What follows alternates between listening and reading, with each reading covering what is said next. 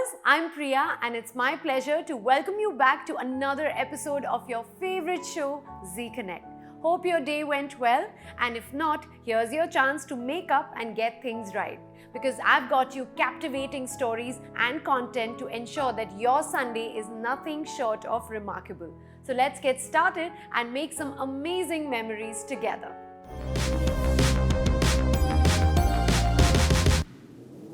Today we have with us a sensational Bollywood singer whose fresh voice has captivated the hearts of many fans around the world.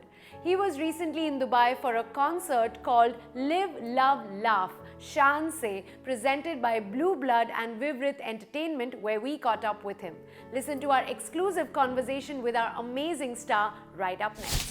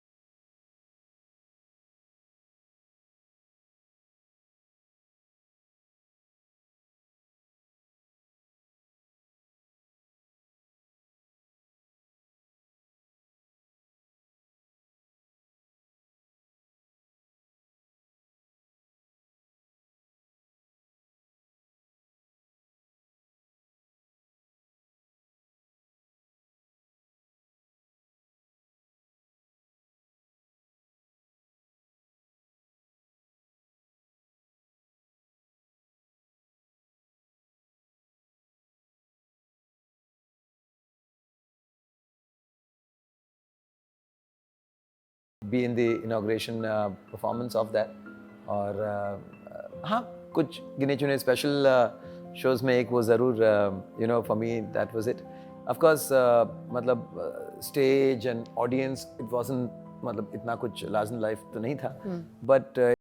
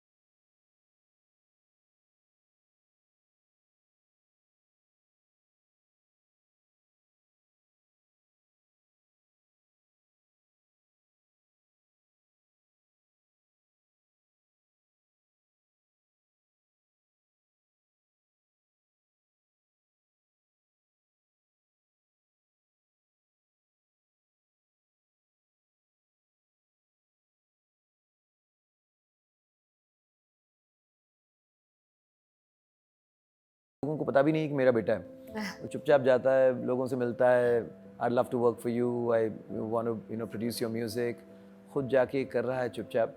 सो दोनों ने ही music you know they both decided to get into music. And I told them that music ऐसी चीज़ है जो विरासत में नहीं मिलती. अगर आप में वो हुनर है, अगर आप कर सकते हो तो फिर कर लो. नहीं तो ये नहीं कि यू नो फला के बेटे हैं या यू नो उससे कुछ हो जाएगा. Finally it's your voice, it's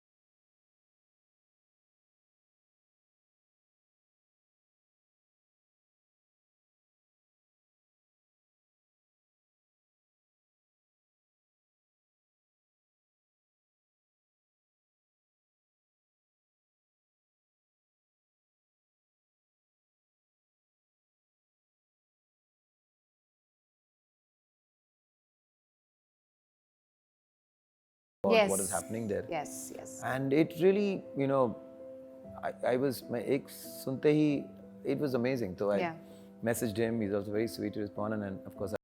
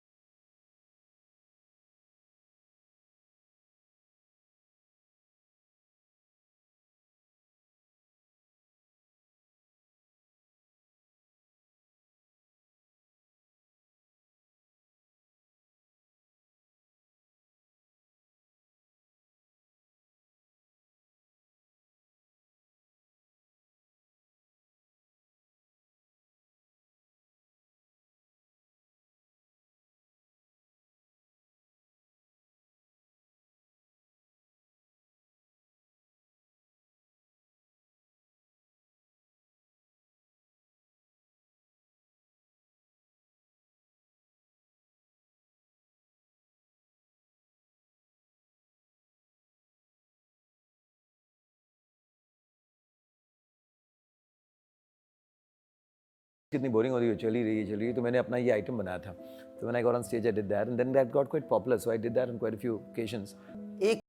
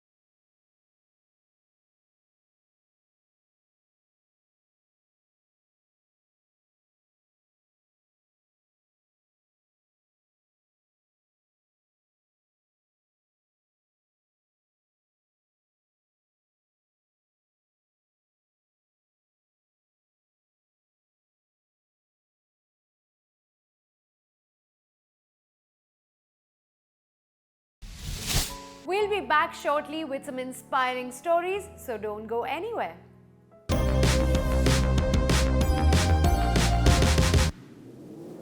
Welcome back. Emirati Women's Day is a significant occasion dedicated to honoring the achievements, resilience and contributions of women in the United Arab Emirates. Sense's residential and daycare unit for special needs recently had a special event to celebrate women who continue to inspire future generations and drive the UAE to greater heights. Let's have a look.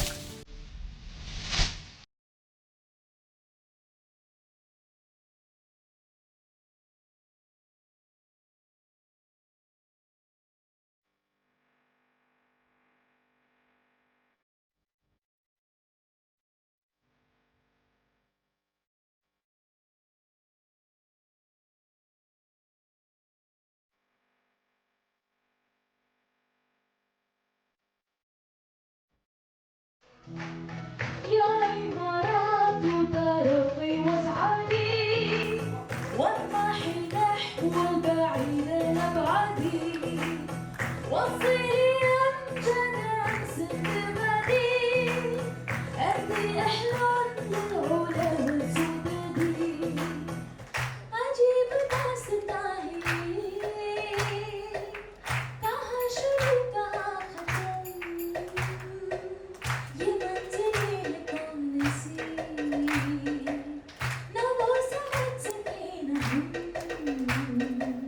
and just one line of Romanian for you.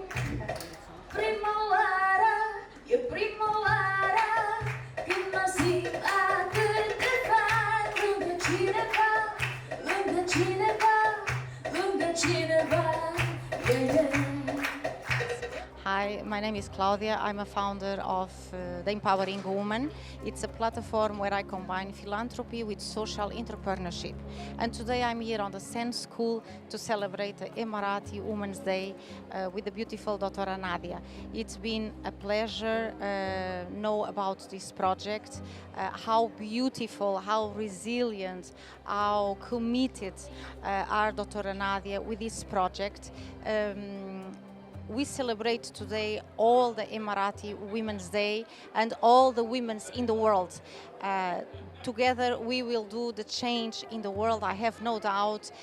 The women's from Middle East, they are ready to collaborate each other, to be together, empower the world, and I have no doubt from here we have the plan to build the most happiest city in the world. It's fit the holistic approach, it's needed to be the most sustainable city in the world. Thank you so much. Dr. Nadia, I'm very well known with Mama Nadia because this country had given me the best opportunity to be a mother for the special needs kids with the lovely services that I get from my country. I'm so proud to be an Emirati woman, and I believe even non-Emiratis ladies who are raising and living in this country are so proud to live and see how much we're getting support to be the best and be always in the first line. In behalf of me as Emirati woman, I would like to thank Mama, Her Highness Sheikh Fatma, to empower that we're having and getting the big support for us as a ladies. And always this country made us feel that even the country is proud of us, and hope we pray for my God to be the best and to be in the first line, and to try our best to show that we are representing this lovely country, UAE. Thank you for everyone who had supported us for this event. And thank you for the men who are in behind, who gave me the mic to talk about this event. Thank you so much.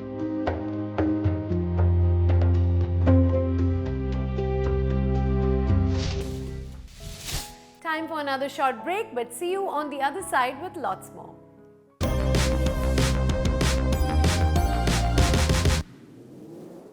Welcome back. Meeting inspiring women and knowing their story is such a mood booster for me. Today on Her Story, I'm going to make you meet Malvika, a dynamic businesswoman who has successfully blended her passion for arts with her entrepreneurial spirit.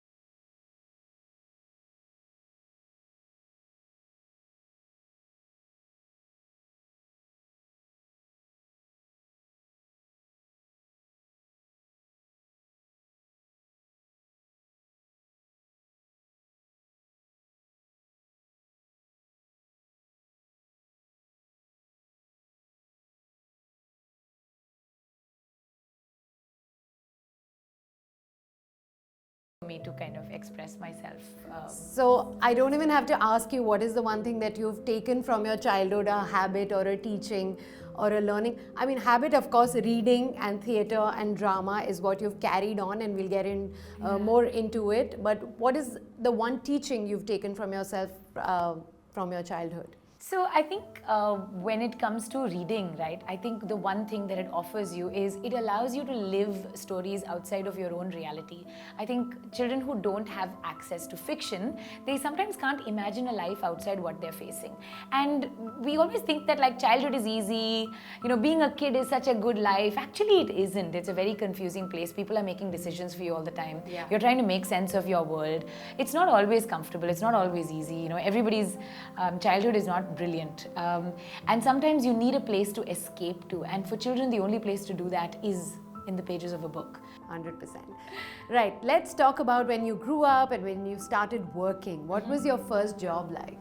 So I actually started, my first job was when I was 15, and I was writing for The Hindu, which is a newspaper in India, and I used to write features for them. So a lot like what you do, actually, exploring parts of the city and then writing about it. And then from there I progressed into doing a bunch of other stuff. I worked with an education company writing scripts for a while. I worked with a company that was an after-school provider, and they were working with multiple intelligence theories. So I did a lot of like weird stuff that somehow has managed to find its way back into my life in the last act of the play, you know? So I did that, and then of course I found radio when I was 18. I went for my first radio audition, and then I got the job, yeah. Yeah, and you did radio for a really, really long time. You've seen radio evolve over the years, and your job has grown and evolved with it as a radio presenter, I'm sure. So what are your key takeaways from your job as a presenter? So I think what radio teaches you is how to make a conversation with anyone. When you're a presenter on air, you are talking every day to people who you know, clean washrooms for a living, people who are CEOs for a living. You can be talking to the head of Imar one day, and you can be talking to a taxi driver the next day, and it's all part of your job. And your job as a presenter is to make every single person feel like they are your best friend, and you are their best friend, right? Apart from that, I think being able to multitask, being able to find a simple way in which to communicate that puts the most complex ideas into easily digestible nuggets of information. I think that's a superpower. And you don't realize that what a superpower it is until you meet people who can't do it. Yes, that is actually... And then you're like, oh, I can do this. This is great. This is fantastic. So, yeah. Right. But tell me something. You started doing theatre when you were only 13. Yeah. So you had that love for drama, and then you went on to, like you said, your first job being writing for a newspaper, and then radio presenter's job for such a long time, for so many years.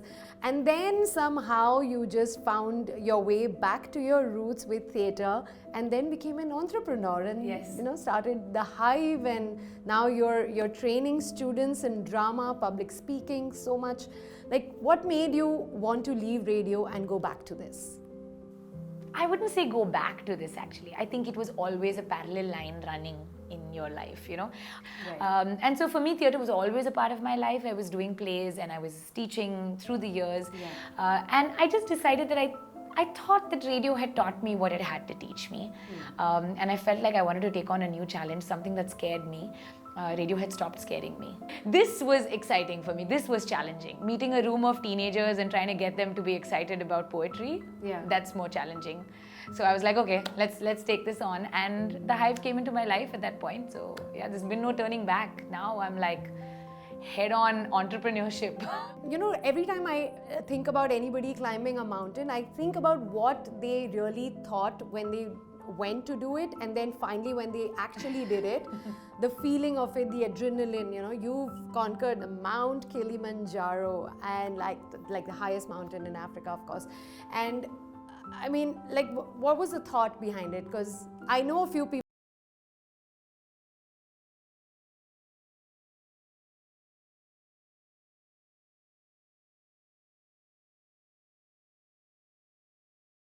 cancer and a stroke and many other things. So for most of my childhood, he was on a wheelchair, right?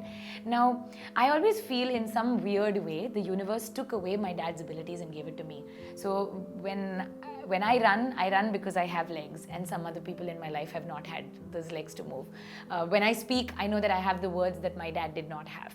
When he passed away, it really frustrated me, this idea that on the 1st of Feb, I was just going to be sitting at some dinner table and watching TV and letting the evening go by. Like, it was like I had to do something with that grief. Like, I had to put it somewhere. Not being a very religious person, we didn't have many rituals around his death. It was a very easy passing, and it was just kind of over in a day. And I was like, okay, I have to do something. And I think what religion gives you sometimes is a pilgrimage, right? When people go off to Vaishno Devi or they go on a Hajj pilgrimage, there's something to it. The fact that you're taking a physical journey, putting yourself through something physically difficult, allows your body and your mind a space to grieve. And so I was like, okay, I need to do something on the 1st of February. Chalo, I'll climb a mountain. Okay, chalo, I'll do Mount Kilimanjaro. And that's how it happened. So I climbed the mountain on the 1st. So then tell me, in that case, if you had to give out like some tips to someone like yourself, an entrepreneur or a young entrepreneur out there who, especially women. Yeah. So if anyone is trying to still build a career in this and maybe try to start another drama school, what would be your tip to them? I think as an entrepreneur, what's really important to do is to constantly listen.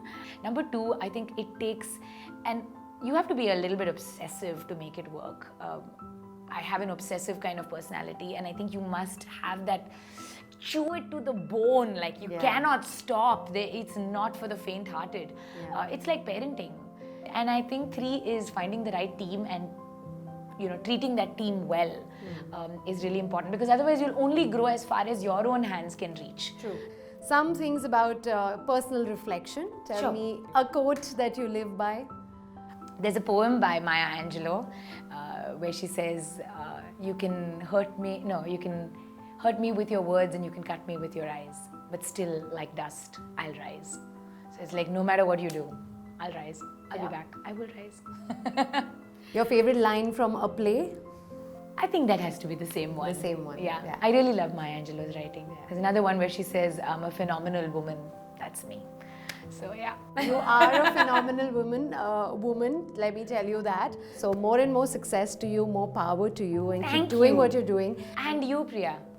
And you. You're doing great stuff. And thank you so much for coming by our little humble hive. And Today's episode was filled with entertainment, music, inspiration, and much more. Now it's time for me to push off, but I hope you enjoyed it and will join us next Sunday at the same time. Your feedback is key to our journey together, so do let us know what you liked on our socials. Stay happy, stay healthy, stay connected. Bye-bye.